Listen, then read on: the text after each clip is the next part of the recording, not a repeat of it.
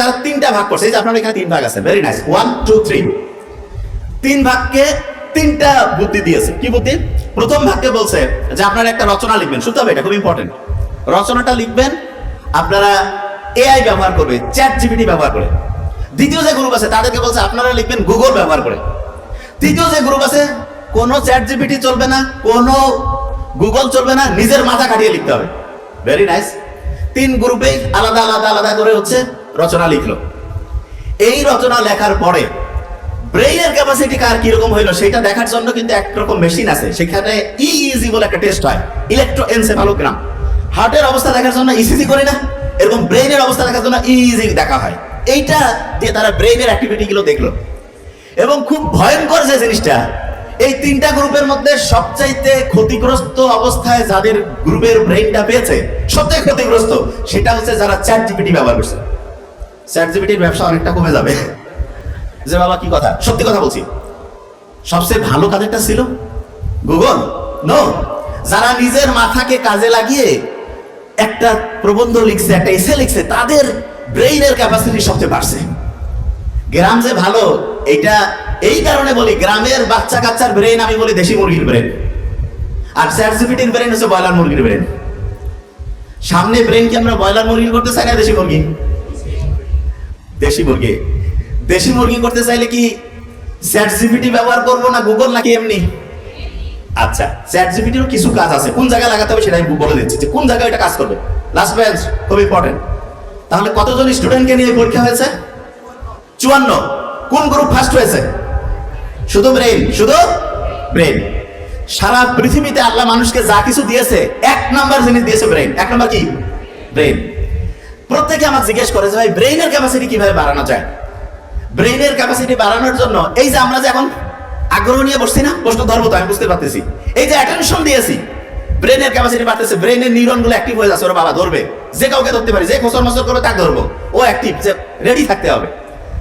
এবং ইন্টারেস্টিং জিনিস, আমি গোটা জীবনে যতটুকু কোরআন পড়ছি, হাদিস পড়ছি, জ্ঞানী লোকদের উপদেশ শুনছি, সমস্ত উপদেশগুলোর মূল কাজ ছিল ব্রেইনের ক্যাপাসিটি বাড়ানো। কিভাবে? আল্লাহ বলছে যে অন্যের প্রশংসা করো, নাকি গীবত করতে বলছে? প্রশংসা করলে লাভটা কি? ব্রেইনের মধ্যে দুইটা তরঙ্গ তৈরি হয়, দুইটা ঢেউ তৈরি হয়। এই দুইটা ঢেউ মনে রাখার একটা বুদ্ধি শিখাই দিচ্ছি। ইংরেজির একটা ছোট্ট অ্যাপ্রোপ্রিয়েট প্রিপজিশন আছে না, অ্যাট, এটি, এ দিয়ে একটা তরঙ্গ আলফা ওয়েভ, কি নাম?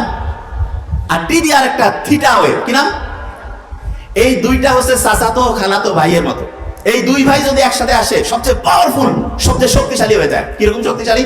ওই দুই ভাইয়ের নাম জানি তো, যারা আকাশে বেলুন দিয়ে বিমান উড়াইছিল, ওই যে রাইট ভ্রাতৃদ্বয়, খেয়াল আছে? ঠিক তেমনি করে ব্রেইনের সবচেয়ে উপকারী দুইটা ঢেউয়ের প্রথমটা আলফা, তারপরেটা নাম কি? বিজ্ঞানীরা দেখছে যখন কেউ প্রশংসা করে তখন তার ব্রেইনের মধ্যে আলফা এবং থ্রিটা যে ওয়েভটা আছে এটা বাড়তে থাকে।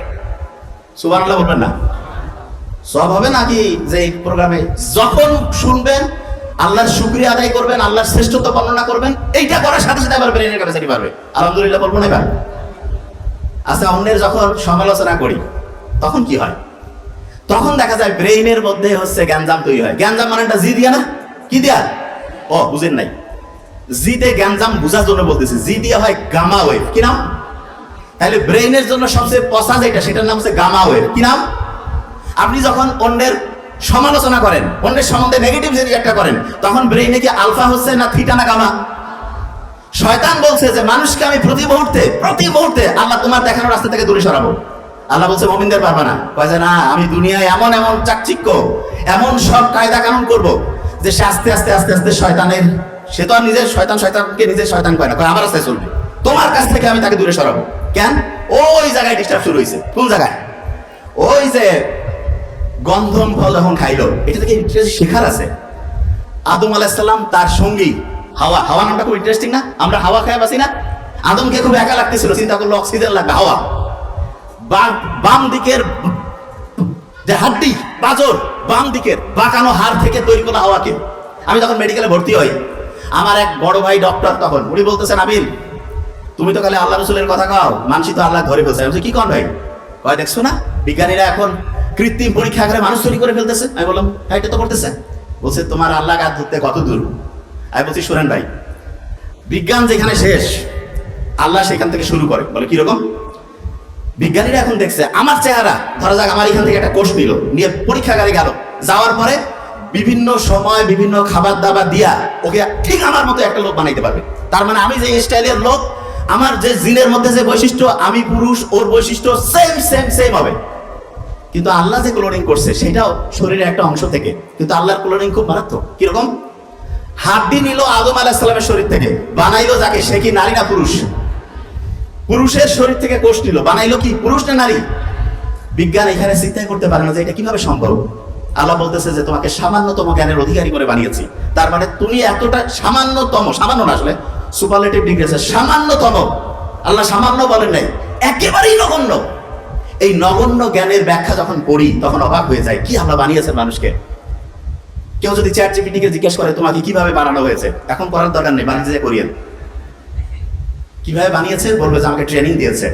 আল্লাহ প্রথম যে আয়াতটা নাজিল করলো সূরা আলাকের, সেখানে আল্লাহ বলছেন যে মানুষ কিছুই জানতো না, তাকে আমি শিখিয়েছি। বিজ্ঞানীরা দেখতেছে কি রে, তার মানে কাউকে ট্রেন করা যায়। এই প্রথম যে আয়াত সেখানে আল্লাহ বলছে আদমকে আমি জ্ঞান দান করেছি, শিখিয়েছি। এখন কেউ বলতে পারে যে বুঝেন নাই, এই জিনিসটা খুব ইন্টারেস্টিং। আদমকে জ্ঞান দান করছে আল্লাহ এবং তাকে প্রত্যেকটা জিনিসের নাম আমি শিখিয়েছি। নাম শিখিয়েছি মানে কি? প্রত্যেকটা জিনিস সম্বন্ধে ধারণা দিয়েছে। তারপরে একটা পরীক্ষা হইলো। পরীক্ষাটা কিরকম? প্রত্যেক যে ফেরেশতা ছিল তাদেরকে জিজ্ঞেস করলো এটার নাম বলো, কুইজ। ফেরেশতারা বলতেছে আল্লাহই ভালো জানে, আমরা জানি না। তারপরে আদমকে বললো, আদম টক টক টক টক করে বলতেছে। আর ওই ফেরেশতাদের মধ্যে একজন স্পেশাল জিন ঢুকছিল যার নাম হচ্ছে ইবলিস। ও কিন্তু কোনো ফেরেশতা না, ও প্রথমে শয়তানও ছিল না, ও জিন গোষ্ঠীর মধ্যে, জিনদের কমান্ডার ইন চিফ। জিনদের মধ্যে দেখেন একটা জিনিস, আল্লাহ বলছে জিন আর মানুষকে আমি একসাথে বানাইছি, ঠিক না? জিন মনে করতেছে মানুষ এই বোধহয় আমার সাথে ফাইটিং এ আসতেছে, জ্ঞান নাম লাগাই দিছে। জিন কি এখন পর্যন্ত কোনো টেকনোলজি আবিষ্কার করছে? কেউ পারছে যে জিন? এটা নিয়ে গবেষণা হচ্ছে, চেষ্টা করতেছে বিভিন্ন সুপার পাওয়ার, যে জিন যদি একটা কন্ট্রোলে আনা যায়, যেভাবে ওই যে সুলাইমান আলাইহিস সালামের সময় জিনের কন্ট্রোল ছিল, বিলকিসকে হচ্ছে চিঠি লিখলো, সিংহাসন চোখের পলকে চলে আসলো। এইটা যদি করা যায়, ধরা যাক যে ট্রাম্প বসে আছে, এই সরি আসো, মুহূর্তের মধ্যে সে দেখা গেল যে যেই চেয়ারে বসেছিল টান মারছে পড়ে গেছে। হইতে পারে না? হইতে পারে তো। তা জিনকে এখনো এরা খুঁজে পাচ্ছে না। কেন খুঁজে পাচ্ছে না সেটা বলতেছি একটু পরে। তাই ওই যে আজাজিল সে ওইখানে ছিল, সে যখন কুইজের উত্তর দিতে পারলো না, আল্লাহ বলতেছে তোমার একটা কাজ করতে হবে। কি? সেজদা করো। বলছে আমি এক সেজদা করবো। ওর খুব ইগোতে লাগলো। আল্লাহ বলছে যে কি তোমাকে বাধা দিচ্ছে? বলছে আমি আগুন থেকে তৈরি হয়েছে, আগুনের প্রতি ঊর্ধ্বমতি, আর মাটি থেকে ওনাকে বানাইছো, মাটি কেন আগুন সেজদা করবে? আল্লাহ বলছে তুমি অহংকার করলা। অহংকার হচ্ছে আল্লাহর চাদর, আল্লাহর হিজাব। এই যে তখন বলছে তুমি এখান থেকে বেরিয়ে যাও। তখন ও আল্লাহর কাছে কি বললো যে আমাকে কিয়ামত পর্যন্ত হচ্ছে অবকাশ দাও। বলছে ঠিক আছে। আল্লাহ তো কাউকে চাইলে বেশি করে দেয়, সে যদি মাফ চাইতো আল্লাহ মাফ করে দিত। কিন্তু এই যে শয়তান, নাম শুনলেই তো, কারো নাম শয়তান আছে নাকি? মিস্টার শয়তান নাম এমন কেউ রাখেও না, না?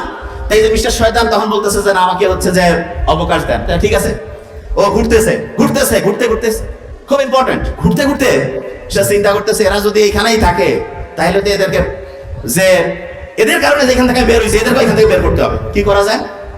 গন্ধম ফল খাওয়াইলো না, খাওয়ার পরে তারা পৃথিবীতে আসলো। যাও, এইখানে আসার পরে দেখেন আল্লাহর কি টেকনোলজি আর এআই এর কি টেকনোলজি। আল্লাহ কি করছে?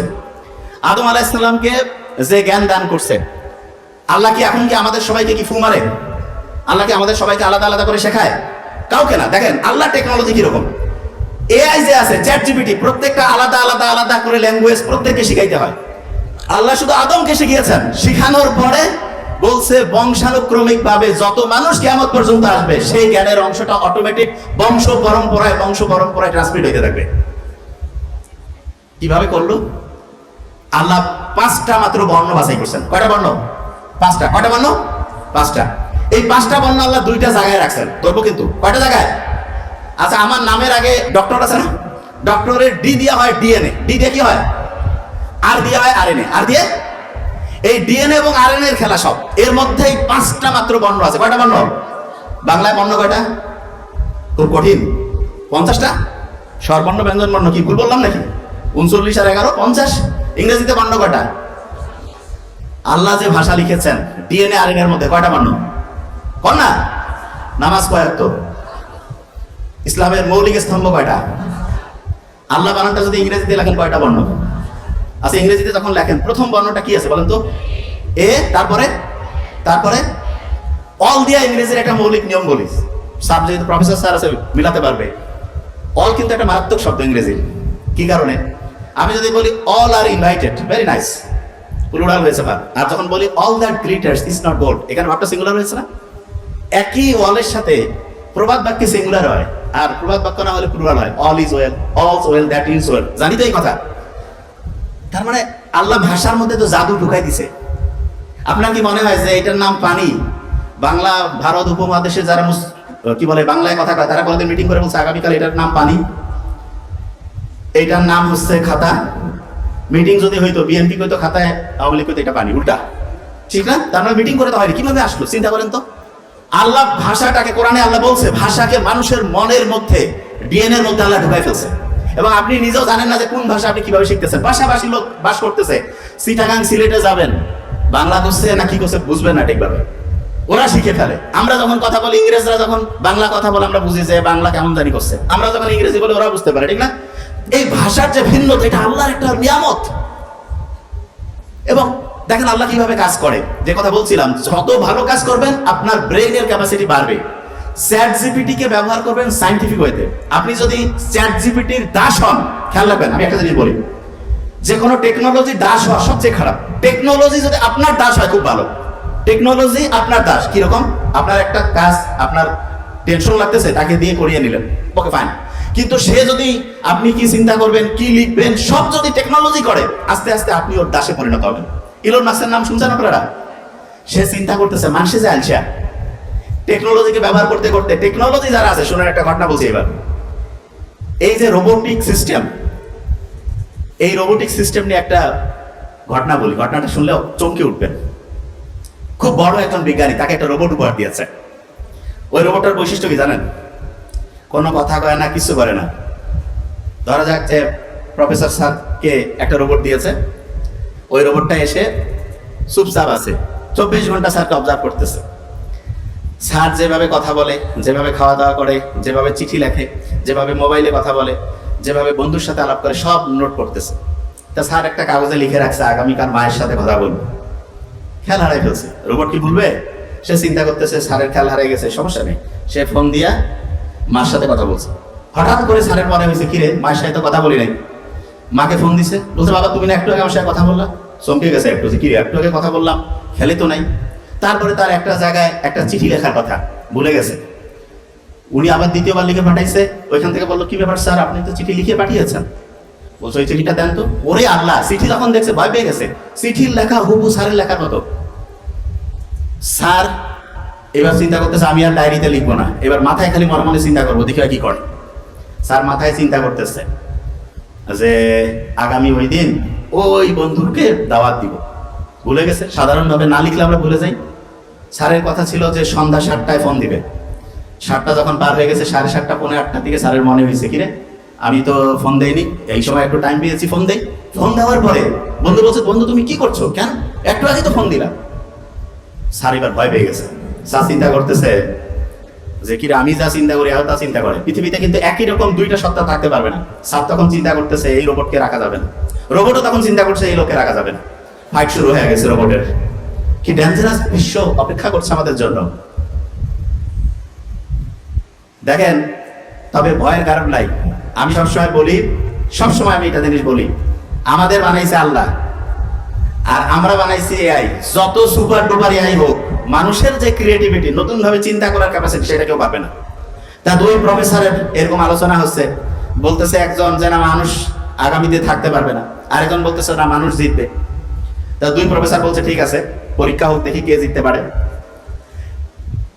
দুইটা রোবট দুই পক্ষ থেকে আসছে, লাস্ট বেঞ্চ দুই পক্ষ থেকে। এক পক্ষ হচ্ছে মানুষের পক্ষ, যে মানুষ জিতবে, আরেক পক্ষ হচ্ছে যেন রোবট জিতবে।